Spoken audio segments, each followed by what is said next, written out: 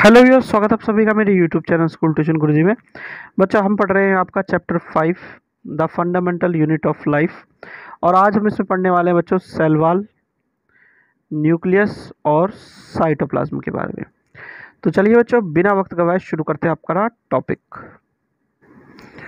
तो बच्चों सबसे पहले बात कर लेते हैं सेल वॉल की। तो प्लांट सेल में एक एडिशनल प्लाज्मा मेम्ब्रेन से एक एडिशनल स्ट्रक्चर होता है जो कि रिजिड आउटर कवरिंग होता है, उसे हम सेल वॉल कह देते हैं। बच्चों सेल वॉल क्या करता है? आउटसाइड द प्लाज्मा मेम्ब्रेन होता है जो कि कंपोज होता है सेलुलोज और उसी तरीके कुछ मटेरियल्स का बना हुआ। ये प्रोवाइड करता है स्ट्रक्चरल स्ट्रेंथ टू प्लांट और हेल्प करता है जो लिविंग प्लांट्स हैं उनके लॉस ऑफ सेल, जो वाटर होता है उसे श्रिंकिंग से, कॉन्ट्रैक्शन से बचाए रखने में ये काम करता है।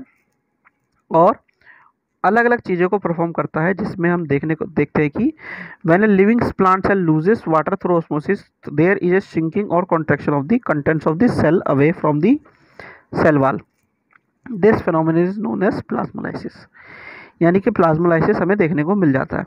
अब ये क्या करता है? इसी तरह की चीज़ों को कंट्रोल करता है बच्चों, क्योंकि एक बेसिक वे में क्या करता है, ये भी जो प्लाज्मा मेम्ब्रेन है उसी की तरह एक्ट करता है और जो एब्जॉर्प्शन और एक्सक्रीशन है वाटर का या अलग अलग चीज़ों का परमिट करता है। और सेल वॉल क्या परमिट करती है? सेल्स ऑफ प्लांट्स, फंगी, एक बैक्टीरिया। तो ये क्या करता है बच्चों? सेल वॉल को ब्रस्ट होने से, यानी कि उसके फटने से रोकने की ये लिए कारगर टेक्निक के तौर पे काम करता है बच्चों।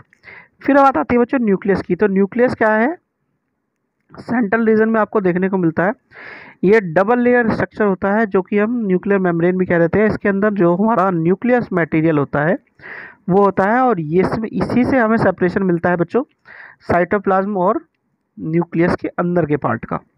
अब न्यूक्लियस के अंदर क्या होता है बच्चों? क्रोमोसोम होता है जो कि रोड शेप्ड स्ट्रक्चर होता है, और इसके अंदर हमें क्रोमोसोम के अंदर इनहेरिटेंस मटेरियल होता है जो कि पेरेंट्स टू ऑफस्प्रिंग, यानी one generation to another generation pass होता है। अब ये डीएनए भी हो सकता है बच्चों, आरएनए भी हो सकता है, जो कि डीएनए और प्रोटीन के जो फॉर्मेशन है उसको कंट्रोल करता है। इसके अंदर क्रोमेटिन जो होता है, क्या होता है? Chromatin material is visible as entangle mass of thread like structure whenever the cell is about to divide the chromatin metal gets organized into chromosome. और न्यूक्लियस क्या करता है? सेंट्रल रोल प्ले करता है सेलुलर रिप्रोडक्शन में, यानी कि यही ट्रांसफर ऑफ जनरेशन जो होती है उसको कंट्रोल करता है बच्चों।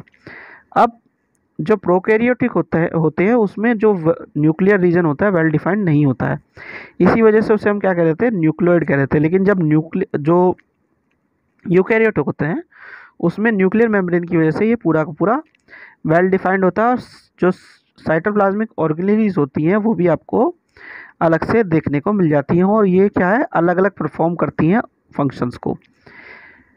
ठीक है बच्चों, अब बात कर लेते हैं साइटोप्लाज्म की। तो साइटोप्लाज्म क्या है? सेल के अंदर इनक्लोज्ड एक स्ट्रक्चर है जो कि fluid content inside the plasma membrane, ये कह सकते हैं, यानी कि एक फ्लूइड कंटेनिंग रीजन है। इसको हम दो पार्ट में डिवाइड कर देते हैं बच्चों। साइटोसोल जिसमें जो है आपका फ्लूइड है, दूसरा सेल ऑर्गेनीज वाला पार्ट जो कि लिविंग है, जिसमें मेम्ब्रेन बाउंड सेल ऑर्गेनीज होती हैं बच्चों। और ये क्या करती है? अलग अलग चीज़ों को या अलग अलग कार्य को कंप्लीट करती हैं बच्चों। ठीक है बच्चों, तो बच्चों ये हो गया आपका वीडियो कंप्लीट। इसके बाद हम करेंगे अगले वीडियो में बच्चों आपका क्वेश्चन आंसर वाला पार्ट। ठीक है बच्चों, तो बच्चों आशा करता हूँ आपको वीडियो अच्छी लगी होगी। Thank you.